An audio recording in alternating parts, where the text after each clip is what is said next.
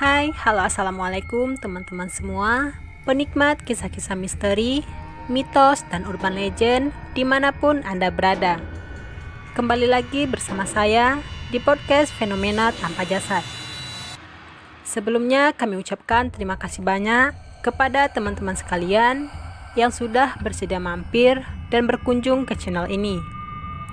Sebelum kita lanjut, jangan lupa untuk tekan tombol subscribe dan tanda loncengnya ya, agar kami lebih semangat dan lebih giat lagi untuk bikin video selanjutnya.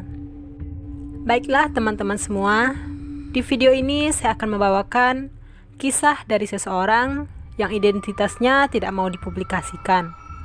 Dan kisah ini juga telah kami adaptasi dengan berbagai penyesuaian. Ini adalah sebuah kisah yang pernah terjadi pada era tahun 1980-an.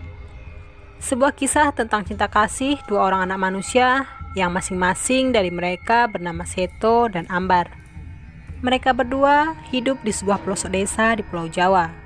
Seto dan Ambar tinggal di dua desa yang berbeda. Desa mereka hanya dipisahkan oleh sebuah sungai yang lumayan besar. Apabila ditelusuri, sungai tersebut adalah salah satu sungai yang mengalir ke muara Bengawan Solo. Dan tentunya sungai tersebut memiliki aliran sungai yang cukup deras dan dalam.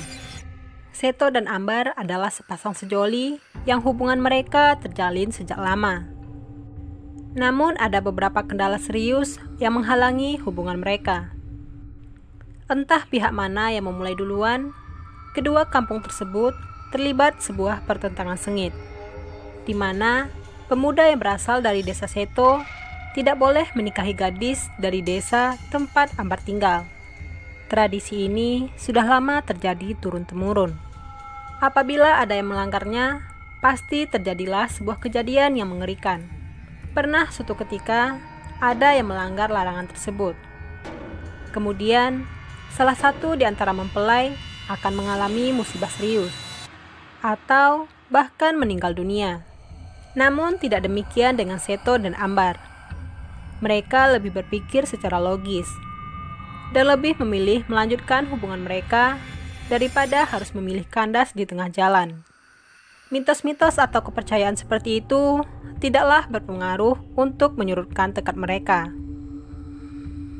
2 tahun sudah lamanya mereka menjalin hubungan mereka dengan sembunyi-sembunyi. Seto dan Ambar hanya bertemu satu sama lain di tempat mereka bekerja. Mereka berdua adalah seorang karyawan di sebuah pabrik kosmetik. Dan akhirnya, tak lama kemudian, Seto dan Ambar pun saling sepakat untuk menikah. Sebelum itu, mereka berdua harus meminta izin dulu kepada orang tua mereka masing-masing. Namun betapa mengejutkan dan kecewanya mereka setelah mendapat bantahan keras dari orang tua mereka masing-masing. Dari pihak orang tua mereka, sangatlah tidak menyetujui hubungan mereka. Apalagi sampai menikah setelah mengetahui pasangannya dari desa seberang. Tak lama kemudian, orang tua Ambar melarangnya menjalin hubungan dengan Seto. Dia harus berhenti bekerja di pabrik kosmetik tersebut dan akan segera menjodohkannya dengan pria lain yang bukan dari desa itu. Orang tua Ambar sangat takut dengan mitos dan larangan yang telah dipercaya secara turun-temurun. Mereka tidak siap bila harus kehilangan Ambar sebagai anak satu-satunya. Kemudian Ambar diizinkan bertemu dengan Seto sekali lagi oleh orang tuanya, sekaligus kali terakhir untuk memutuskan hubungan mereka dan memberitahu Seto bahwasanya dia telah dijodohkan dan akan menikah dengan orang lain dalam waktu dekat ini. Mendengar berita tersebut, hati Seto pun sangat hancur. Tak ada sebuah kata pun terucap dari mulutnya. Ketika Ambar hendak mulai mengangkat kaki dan melangkah pergi, tiba-tiba tangan Seto menyambar dan menahannya, sambil berkata, "Jika aku tidak bisa bersamamu, maka orang lain pun tidak akan bisa." Aku juga merasakan hal yang sama. Tapi, apa yang bisa kita perbuat? Tanya Ambar. Kamu turuti saja apa kemauan orang tuamu. Dan pada saat hari pernikahanmu nanti, aku akan menjemput dan membawamu pergi. Bersiaplah.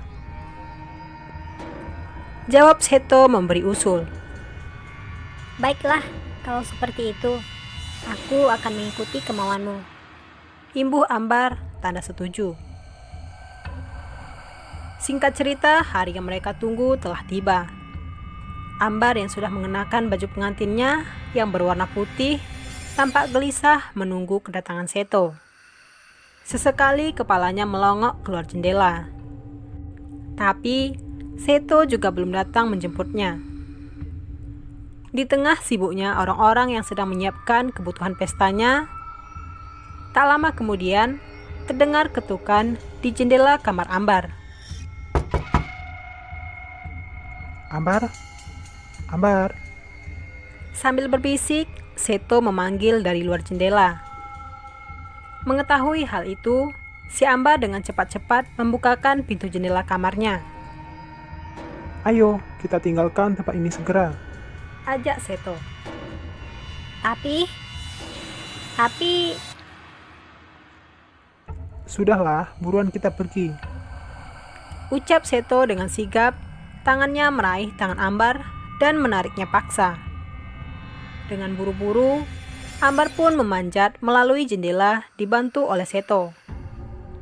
Kemudian mereka berdua pun lari menerobos semak-semak di belakang rumah Ambar. Beberapa sobekan kain dari gaun Ambar tersangkut di semak. Namun, dia tidak mempedulikannya. Dia terus berlari dengan tangan yang terus digandeng oleh Seto. Sedangkan di sisi lain, terjadi sebuah kehebohan besar di rumah Ambar. Salah seorang anggota keluarga mempelai tidak menemukan Ambar di kamarnya. Dan dengan sigap, dibantu oleh beberapa warga, orang tua Ambar segera melakukan pencarian, menyusuri semak yang tadinya dilewati oleh Ambar dan Seto. Mereka pun menemukan sobekan kain dari gaun Ambar. Dengan bermodalkan sobekan kain tersebut, mereka terus mengejarnya melalui kebun-kebun dan semak belukar lebat. Dan di sisi lain, pihak dari orang tua Seto mencium gelagat yang tidak wajar dari anaknya beberapa hari terakhir ini. Sepintas pun mereka teringat bahwa hari ini adalah hari pernikahan Ambar. Gadis yang beberapa hari lalu diperkenalkan oleh Seto sebagai calon istrinya. Mendengar asal gadis itu dari desa seberang, mereka langsung segera menolaknya. Lagi-lagi dengan alasan yang sama. Mereka tidak menginginkan suatu hal yang buruk akan terjadi kepada anaknya Seto. Dengan bergegas, ayah Seto segera mengumpulkan warga untuk berjaga dan menuju ke desa seberang untuk mencari Seto. Mereka khawatir kalau sesuatu terjadi dengan anaknya Seto. Dan benar saja, di tengah perjalanan mereka, tiba-tiba mendengar teriakan-teriakan riuh warga dari desa seberang. Tak lama kemudian, tampak dengan jelas dua orang yang berlari menuju mereka. Dan tak lain, itu adalah anak laki-lakinya Seto. Dia telah menggandeng seorang wanita yang sedang mengenakan gaun pengantin. Yang tak lain, itu adalah Ambar dari desa seberang. Langkah mereka berdua pun terhenti tiba-tiba di tengah jembatan. Sambil terkejut melihat kedatangan ayah Seto yang telah berdiri di ujung jembatan bersama beberapa orang warganya. Sedangkan di satu ujung jembatan lain, nampak pihak keluarga Ambar yang masih mengejar mereka berdua dengan marah dan kesal. Pihak kedua keluarga pun kini bertemu berhadapan. Beberapa kali mereka terlibat adu mulut. Dua belah pihak masing-masing saling menyalahkan satu sama lain. Sebuah keributan pun terjadi di sana. Seto dan Ambar semakin kalut. Mereka saling memegang erat tangan satu dengan yang lain. Dan tiba-tiba saja, sebuah kejadian buruk pun terjadi. Mereka berdua memutuskan melompat ke salah satu sisi jembatan.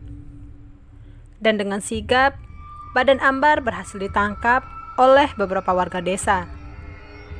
Tapi berbeda dengan Seto. Badannya tersapu deras dan dalamnya arus sungai tersebut. sehingga dia pun tidak dapat diselamatkan.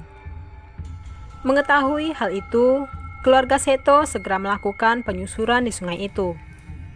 Sedangkan beberapa tim SAR dan beberapa petugas kepolisian datang membantu.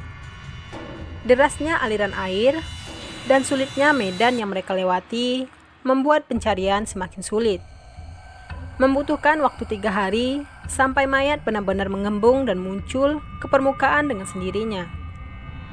Dan benar saja, di hari ketiga, mayat Seto berhasil ditemukan sudah tersangkut di sebuah akar pohon di tepi sungai. Pihak keluarga pun segera memakamkan jenazah Seto dengan ikhlas. Akan tetapi tidak demikian dengan Ambar.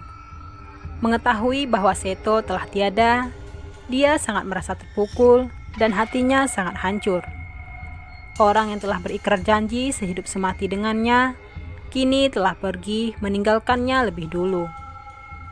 Kejadian tersebut membuat Ambar depresi dan semakin lama jiwanya pun terguncang. Ambar semakin kalut.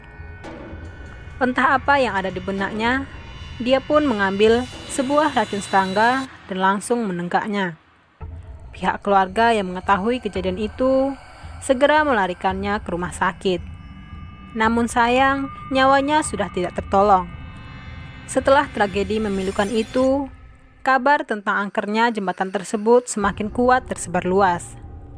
Seringkali ditemukan bangkai hewan telah mati di tepi jembatan. Sepasang bangkai burung, sepasang kambing, bahkan sepasang sapi warga yang mendadak mengamuk dan lepas kendali, kemudian berlari terjun menuju ke jembatan itu. Mungkin beberapa orang menganggap kejadian tersebut adalah sesuatu yang biasa. Tapi, beberapa orang sering mengalami teror langsung. Sebut saja Rini. Dia merupakan salah satu gadis desa yang telah mempersiapkan pernikahannya. Tiba-tiba, terdengar ketukan di pintu jendela kamarnya. Setelah beberapa saat, dia pun membuka pintu jendela tersebut. Di sana telah didapati calon suaminya sedang berdiri di luar jendela. Dan tanpa sepatah kata pun, sang suami kemudian menggandeng tangannya.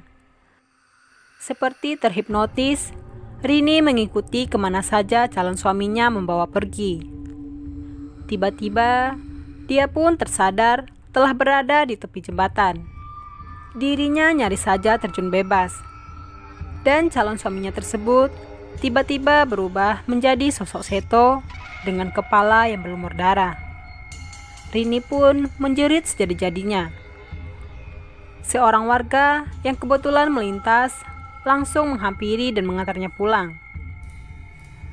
Lain lagi kesaksian dari seseorang yang pada waktu sore melintasi jembatan itu seusai mencari rumput untuk makan ternaknya. Dari kejauhan nampak sosok seorang wanita yang telah berdiri di tepi jembatan menghadap sungai dengan tubuh yang membelakanginya. Takut terjadi sesuatu, warga itu segera menghampiri gadis tersebut. Namun, gadis itu lebih dulu menceburkan dirinya ke sungai. Dan alangkah terkejutnya dia ketika melihat ke sungai itu dalam keadaan tenang dan tidak ditemukan seorang pun. Tiba-tiba gadis tersebut telah berada di sampingnya dengan mata yang melotot, sambil tersenyum dengan mulut yang berbusa. Kemudian kembali menceburkan diri ke sungai itu berkali-kali. Menyaksikan fenomena itu, salah seorang warga tersebut berlari sekencang-kencangnya sambil berteriak minta tolong. Tolong! Tolong! Hantu Ambar! Pada waktu sore dan pagi, sebelum matahari muncul, pada saat itulah dikabarkan sepasang hantu pengantin itu akan menampakkan diri. Dari dulu dan sampai detik ini, kejadian-kejadian serupa masih sering terjadi. Warga sekitar lebih mengenalnya dengan jembatan pengantin. Oke teman-teman semua, sekian dulu kisah misteri dan kejadian mistis kali ini dari fenomena tanpa jasad. Semoga teman-teman bisa mengambil hikmah dan nilai positif yang terkandung dalam kisah tersebut. Untuk kisah-kisah misteri lainnya, pantengin terus channel ini ya. Bagi teman-teman yang belum subscribe, jangan lupa untuk tekan tombol subscribe-nya. Tolong berikan like-nya jika teman-teman suka dengan video ini.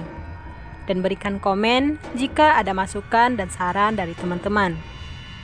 Jika Anda sedang mendengarkan kisah ini, pastikan lampu menyala dan tidak dalam keadaan sendiri. Karena bisa jadi Anda tidak sendiri. Terima kasih. Salam keramat, satu nyali tanpa jasad. Wassalamualaikum warahmatullahi wabarakatuh.